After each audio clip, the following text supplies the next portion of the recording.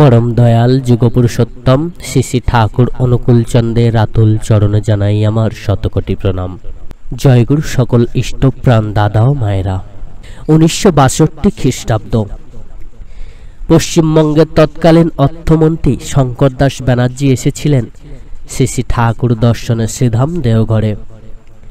প্রাণ ভরে আশ্রমিক পরিবেশ ঘুরে ফিরে দেখলেন। অর্থনীতির পণ্ডিত মানুষ, তাই অর্থনীতির এক প্রশ্ন এলো মনে, এত বড় আশ্রমের বিপুল খরচ কিভাবে নির্বাহ হয়? বর্তমানে প্রচুর মানুষ আছেন যারা এই প্রশ্ন করে থাকেন। এই যে সৎসঙ্গ চলছে, সৎসঙ্গ দেহঘর আশ্রম, এই আশ্রমের ইনকাম কোথা থেকে হচ্ছে, আশ্রম চলছে কিভাবে? শ্রী শ্রী ঠাকুরকে 1962 সালে তৎকালীন অর্থমন্ত্রী শঙ্কর দাস ব্যানার্জি এই প্রশ্নটাই করেছিলেন যে এই যে এত বড় আশ্রম, এই এত বড় আশ্রমের বিপুল খরচ কিভাবে নির্বাহ হয়।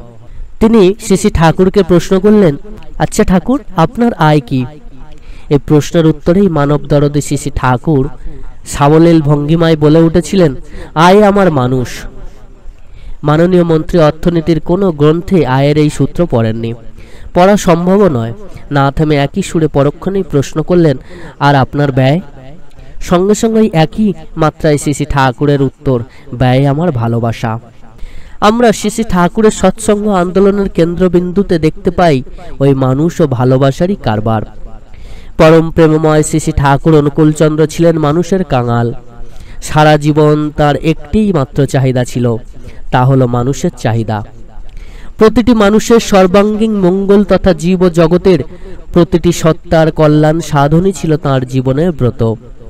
তিনি নিজেই বলতেন, ছেলেবেলা থেকে আমার এক ব্যবসা, সে হলো মানুষ চাওয়া। একটা সাম্রাজ্যের বিনিময়েও আমি একটা মানুষ ত্যাগ করতে প্রস্তুত নই। একটা মানুষকে মানুষ করে তুলতে যদি একটা সাম্রাজ্য ফতুর করে দিতে হয়, তাতেও আমি কুণ্ঠিত নই। শ্রী শ্রী ঠাকুর যাদের জন্য এত আকুল, আমরাই সেই মানুষ। তাঁর প্রাণের প্রত্যাশা এতখানি জেনেও আমরা অবুঝ সররিপুর দাস। শ্রী শ্রী ঠাকুর কষ্ট পাবেন জেনেও আমরা কারণে অকারণে অন্যকে কষ্ট দিয়ে ফেলি। যখন তখন ক্রোধ মাথা তোলা দেয়। বিরক্ত হলে মানুষকে তার মুখের উপর কড়া কথা বলে দিই। তাতে তার মনে কতখানি ব্যথা লাগলো কি লাগলো না, তা নিয়ে আমরা মাথা ঘামাই না। এ জাতীয় কথা বলার ব্যাপারে শ্রী শ্রী ঠাকুরের অমীয় নির্দেশ, তুমি স্পষ্টবাদী হও কিন্তু মিষ্টভাষী হও, বলতে বিবেচনা করো কিন্তু বলে বিমুখ হয়ে না। শ্রী শ্রী ঠাকুরকে কোনোদিন কড়া কথা বলতে শোনা যায়নি। বিরক্ত তাকে লোক কম করেনি, এমনকি তার সঙ্গে দুর্ব্যবহারও করেছে অনেক। কিন্তু শ্রী শ্রী ঠাকুর কখনো উল্টে দুর্ব্যবহার করেননি, বরং তাদের সঙ্গে এমন সদ্ব্যবহার করেছেন, এমন দরদি ভাষায় কথা বলেছেন যে ওই খারাপ ব্যবহার করার কথা মনে করে তাদের অন্তরে অনুতাপ জেগে উঠেছে। শ্রী শ্রী ঠাকুর প্রায়ই বলতেন, আমি কাউকে কড়া কথা বলতে পারি না। বলতে গেলেই মনে হয় ও যদি কষ্ট পায়, ও যদি কাল এই পৃথিবীতে না থাকে, তো আমার বড় কষ্ট হবে। কড়া কথা নিজে বলা তো অনেক পরে, অন্য কাউকে বললেও শ্রী শ্রী ঠাকুর তা সহ্য করতে পারতেন না। শ্রী শ্রী ঠাকুরের মানব প্রীতি কেবল প্রিয়দের প্রতি নয়, সবার প্রতি সমান। সাধারণ নিয়মে সবার চোখে যে ব্যক্তি খারাপ, আমরা তাকে ঘৃণা করি, এড়িয়ে চলি। শ্রী শ্রী ঠাকুরের লোক ব্যবহার সম্পূর্ণ বিপরীত। তিনি কেবল সাধুকে নয়, চোরকেও কাছে টেনে নিয়েছেন, মাতালকেও দাদা সম্বোধনে বুকে জড়িয়ে ধরেছেন। 26/9/1951 বুধবার সন্ধ্যায় শ্রী শ্রী ঠাকুর বড়াল বাংলোর ঘরে বসে আছেন। তো এক দাদার প্রশ্নের উত্তরে শ্রী শ্রী ঠাকুর বললেন, আমার এখানে চোর আসুক, বাটপার আসুক, ডাকাত আসুক, সাধু আসুক, রাজা মহারাজা আসুক, কাউকে বাধা দিতে পারি না। সবার জন্য এখানে দরজা খোলা, কোনো মানুষকে আমি তাড়াতে পারি না। আর এও তো দেখা গেছে কত চোর বদমাইশি এখানে এসে সাধু হয়ে গেছে, তাই তাড়ানো কি চলে? কার কোন পথে পরিবর্তন হয় তার কি ঠিক আছে? মানুষ আপন নীতির বাস্তব প্রয়োগের এমন দৃষ্টান্ত আর নেই। শ্রী শ্রী ঠাকুরের আদর্শ হলো দোষের অনাদর দোষীর নয়। দেওঘরের স্থানীয় কিছু দুষ্ট লোক সৎসঙ্গ আশ্রমের বিরুদ্ধে ষড়যন্ত্র করে মিথ্যা মামলা দায়ের করে। তারপর অনেক সওয়াল জবাবের মধ্য দিয়ে প্রমাণিত হয়ে যায় যে সৎসঙ্গকে বিপাক বিধ্বস্ত করার জন্যই অভিসন্ধমূলক ওই মামলাকারীদের শ্রী শ্রী ঠাকুর প্রথম থেকেই চিনতেন। শ্রী শ্রী ঠাকুর তাদের সঙ্গে এমন ব্যবহার করলেন, তারা নিজেরাই অনুতপ্ত হলো। একদিন অপরাধ স্বীকার করে নিজেরাই এই কপট মামলার নিষ্পত্তি করে নিল। প্রসঙ্গত স্মরণীয় শ্রী শ্রী ঠাকুরের অমৃতময় বাণী, যদি কেহ তোমার কখনো অন্যায় করে আর একান্তই তার প্রতিশোধ নিতে হয়, তবে তুমি তার সঙ্গে এমন ব্যবহার করো যাতে সে অনুতপ্ত হয়। এমনতর প্রতিশোধ আর নেই। অনুতাপ তুষানল, তাতে উভয়েরই মঙ্গল। শ্রী শ্রী ঠাকুরের সঙ্গে যারা খারাপ ব্যবহার করতেন তাদেরকে তিনি বুকে টেনে নিতেন। এ প্রসঙ্গে শ্রী শ্রী ঠাকুরের অমৃতময় বাণী, যদি কেহ তোমার কখনো অন্যায় করে আর একান্তই তার প্রতিশোধ নিতে হয়, তবে তুমি তার সঙ্গে এমন ব্যবহার করো যাতে সে অনুতপ্ত হয়। এমনতর প্রতিশোধ আর নেই। অনুতাপ তুষানল, তাতে উভয়েরই মঙ্গল। পরম প্রেমময় এই বাণীর বাস্তব প্রয়োগ দেখি ওই মামলাকারীদের প্রতি ব্যবহারে। ষড়যন্ত্রকারীরা ভেবেছিল ঠাকুর হয়তো তাদের উপর রেগে গেছেন এবং আগের মতো ভালো ব্যবহার করবেন না। প্রমাণস্বরূপ তাদের মধ্যে একজন অপরাধের অগাধ জ্বালা বুকে চেপে শ্রী শ্রী ঠাকুরের কাছে হাত জোড় করে বলল, ঠাকুর, আমাদের ভুলে যাবেন না তো?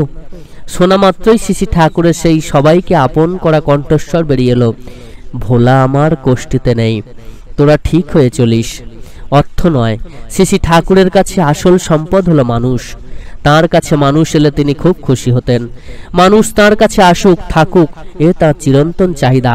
উৎসব শেষে যখন সবাই বিদায় নিত, তখন শ্রী শ্রী ঠাকুরের চোখ মুখ বেদনার্ত হয়ে পড়ত। এইভাবে মানুষ আর ভালোবাসার কারবার করতে করতে তিনি নিজের স্বতন্ত্র স্বার্থের কথা ভুলেই যেতেন। আর প্রত্যেককে শোনাতেন, মানুষ আপন, টাকা পর, যত পারিস মানুষ ধর। 23/1/1949 রবিবার সন্ধ্যা 7টার সময় শ্রী শ্রী ঠাকুর ভক্তদের সামনে তার মানব প্রীতির মরমে বিশ্লেষণ করলেন। আমি তো নিজের স্বতন্ত্র স্বার্থের কথা আদেও ভাবি না। তোমরা যাতে ভালো থাকো তাই করাই আমার স্বার্থ, এই ছাড়া আর আমি কি করি? তোমরাই তো আমার দেও, থেও, খাওয়াও, পড়াও। তা দিয়ে পরম পিতার দয়ায় সপরিবার আমার ভেসে যায়। যে বাঁচতে চায় প্রকৃতিই তাকে বাঁচায়, যে মারতে চায় প্রকৃতিই তাকে কালে কালে নিশ্চিহ্ন করে দেয়। এ বাবা খোদার কুদরত, কারোর এ নচ্চর করার সাধ্য নাই।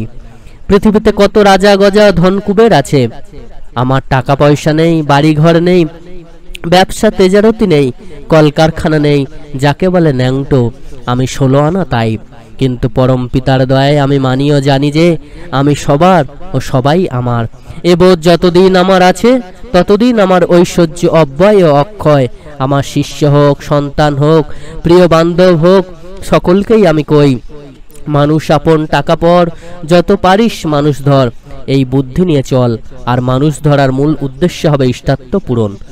এই যদি করে চলতে পারো তোমরা প্রত্যেকেই রাজাধিরাজ। তোমাদের মধুসূদনের হাঁড়ি শূন্য হতে না হতেই পূর্ণ হয়ে উঠবে। This is the divine economics of পরমপিতা। এই পরমপিতার স্বর্গীয় অর্থনীতি। শ্রী শ্রী ঠাকুরের লোকপালি বৈশিষ্ট্য তাকে মহামানব করে তুলেছে। হয়ে উঠেছেন পরম প্রেমময়। একদিন একটি স্ত্রীলোক এসে বললেন, বাবা, আমাকে একখানা কাপড় দিতে হবে। আমার একেবারেই কাপড় নাই, লজ্জা রক্ষা করতে পারি না। তিনি বললেন, আমার হাতে তো টাকা পয়সা নাই যে তোমাকে দেব, আর আমার নিকটে দ্বিতীয় বস্তুও নাই যে তোমাকে দিতে পারি, তবে আমার পরনে যে কাপড়খানা আছে এইখানা দিতে পারি। আশ্চর্যের বিষয়, রমণী সেটাই প্রার্থনা করলেন। তিনি একখানা মোটা আলোয়ান পরে সেই পরিহিত বস্ত্রখানি সেই স্ত্রীলোকটিকে দিলেন। দরদি প্রাণের এমন ব্যাকুলতা মানব ইতিহাসে বিরল। শুধু মানুষ নয়, একটা গাছের ডাল ভাঙলেও তিনি ব্যথা পান। ঘোড়ার পিঠে মারা চাবুকের দাগ বসে যায় তার দিব্য তনুতে। ব্রহ্ম থেকে কীট পরমাণু সবার সঙ্গে তার প্রাণের যোগ, ভালোবাসার অমীয় পরশ। আর সেই ভালোবাসাকে বাস্তব রূপ দিলেন শ্রী শ্রী ঠাকুর যে প্রতিষ্ঠানে, তার নাম সৎসঙ্গ। আমাদের প্রাণের প্রতিষ্ঠান, মানুষ তৈরির কারখানা, বাঁচা বাড়ার ঠিকানা, পরম শান্তির আশ্রয়স্থল।